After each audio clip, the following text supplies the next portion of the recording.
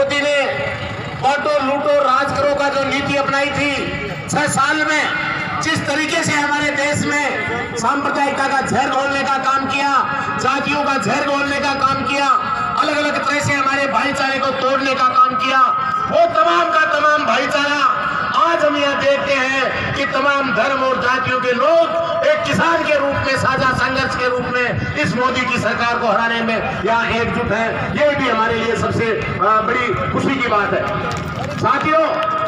जहां तक इस संघर्ष का सवाल है, जिस तरीके से मोदी हमारी खेती को, हमारी मंडियों को, हमारी जमीन को बेचने के जो कानून बनाए हैं, उन कानून के खिलाफ हमारे राजस्थान का किसान, इस देश का किसान पिछले 2 महीने से जिस तरीके का संघर्ष कर रहा है, मैं निश्चित रूप से कहूंगा कि ये संघर्ष जिस तरीके से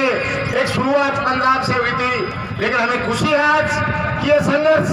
हमें वीडियो देखने को मिले, सोशल मीडिया के माध्यम से पता चलता है कि पूरे राजस्थान के वो एक एक गांव,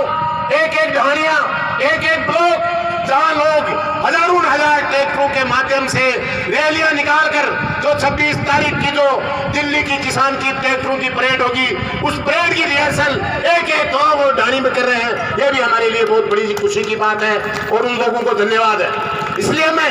ज्यादा नहीं कहकर आप लोगों के माध्यम से, इस मंच के माध्यम से उन लोगों से, तमाम वो लोग जो इस देश के आजादी का बाद का जो ऐतिहासिक जो आंदोलन है, किसानों का आंदोलन है, किसान को बचाने का आंदोलन है, इस देश को बचाने का आंदोलन है, इस देश के गरीब को, किसान को, मजदूर को, छोटे दुकानदार को और इस देश की जो 90% आबादी को मेहनत कश है, खून पसीने की जो कमा के खाते हैं, उनकी रोजी रोटी को बचाने का सवाल है, उनके भविष्य को बचाने का सवाल है, आने वाली पीढ़ियों को बचाने का सवाल है। इस सवाल के ऊपर मैं आप तमाम लोगों की ओर से अपील करूंगा कि जो लोग इस महाकुंभ में, इस किसानों के महाकुंभ में अब तक शामिल नहीं हुए हैं, वो तमाम लोग जो इस महाकुंभ में अपनी आहुति देने के लिए, चाहे वो तन से, मन से, धन से, अपने गांव में, अपने एरिया में, अपना जहां भी बॉर्डर लगता है उस बॉर्डर में शामिल होके इस महाकुंभ को, इस संघर्ष को और ज्यादा मजबूत करेंगे और इस मोदी की सरकार को जो ऐलान हमारे साझा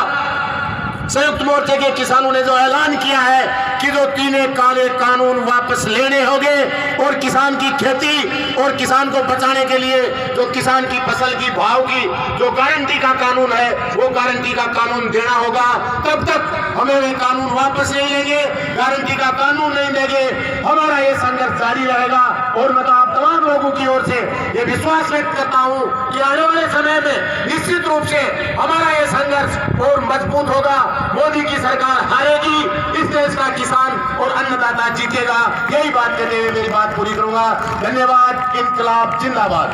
मैं 2 नारे लगाऊंगा, आप तमाम साथी बोलेंगे, अरे मोदी तुम्हारी लूट तुम्हारी नहीं चलेगी, नहीं चलेगी। हमारी अदारी का यार है, देश का गद्दार है, हमारी का यार है, हर देश का गद्दार है।